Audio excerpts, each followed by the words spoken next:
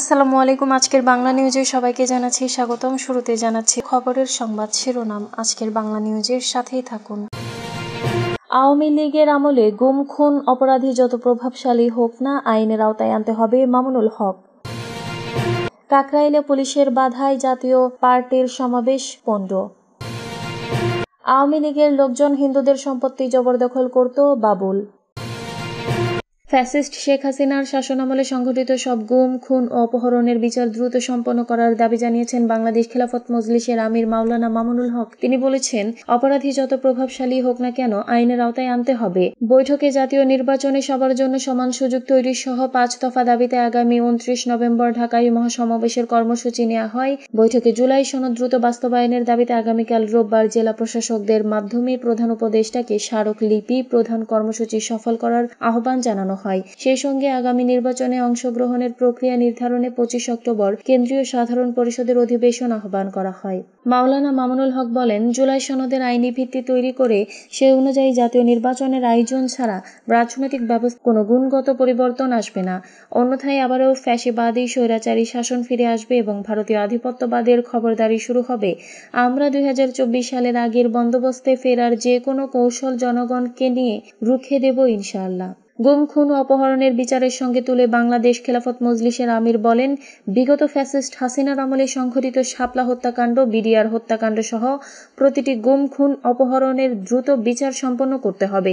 অপরাধীরা যত প্রভাবশালী হোক না কেন, তাদের আইনের আওতায় আনতে হবে। মামুনুল হক আরও বলেন, এসব অপরাধী অতীতে ভারতীয় আধিপত্যবাদকে বাংলাদেশ বৈধতা দিতে এবং তখনকার শাসন টিকিয়ে রাখতে জঙ্গি নাটক সাজিয়েছিল।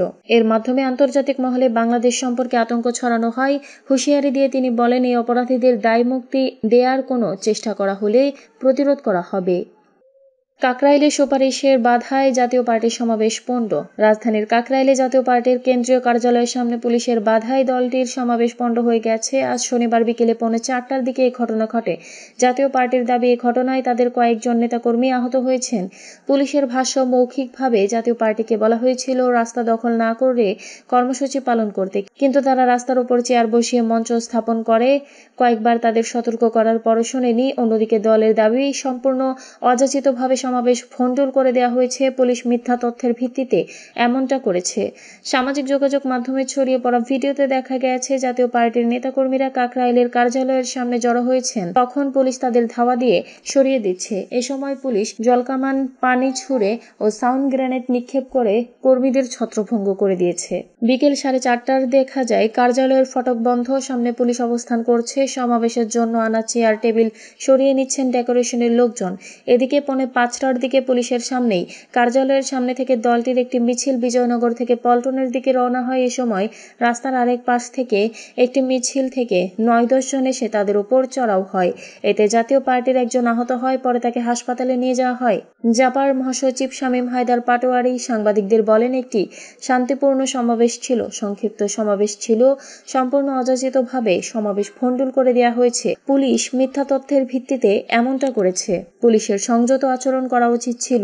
আমাদের বেশ কয়েকজন নেতাকর্মী আহত হয়েছে। পুলিশ যেভাবে পেছন থেকে আক্রমণ করেছে, পানি ছিটিয়েছে, তাতে পদদলিত হয়ে অনেক মানুষ মারা যাওয়ার আশঙ্কা ছিল। পুলিশ দায়িত্বহীন আচরণ করেছে। আওয়ামী লীগের লোকজন হিন্দুদের সম্পত্তি জবরদখল করত, বাবুল। নারায়ণগঞ্জ মহানগর বিএনপি নেতা প্রাইম গ্রুপের চেয়ারম্যান আবু জাফর আহমেদ বাবুল বলেছেন, আওয়ামী লীগের লোকজন বিভিন্ন জায়গায় হিন্দুদের জায়গায়, এমনকি মন্দির, আশ্রম পর্যন্ত দখল করে নিয়েছে। আওয়ামী লীগে যোগ দেওয়ার পরে হিন্দুদের মন্দির, সম্পত্তি, আশ্রম সবকিছু দখল করে নিয়েছে। বাবুল আরও বলেন, আমি সবসময় সংস্কৃতি সম্পর্কিত সব সংগঠনের সঙ্গে আছি। যে কোনো সময়, যে কোনো প্রয়োজনে আমাকে জানালে আমি সর্বাত্মক সহযোগিতা করার চেষ্টা করব। সভাপতির বক্তব্যে নারায়ণগঞ্জের জেলা যুবদলের সদস্য সচিব মশিউর রহমান রনি বলেছেন, নারায়ণগঞ্জের গডফাদার শামীম ওসমান থেকে মুক্তি পেয়েছে সবার সম্মিলিত প্রচেষ্টায়। এক্ষেত্রে আবু জাফর আহমেদ বাবুল বিভিন্ন আন্দোলনে আমাদের সর্বাত্মক সহযোগিতা করায় তাকে বিতাড়িত করা সম্ভব হয়েছে।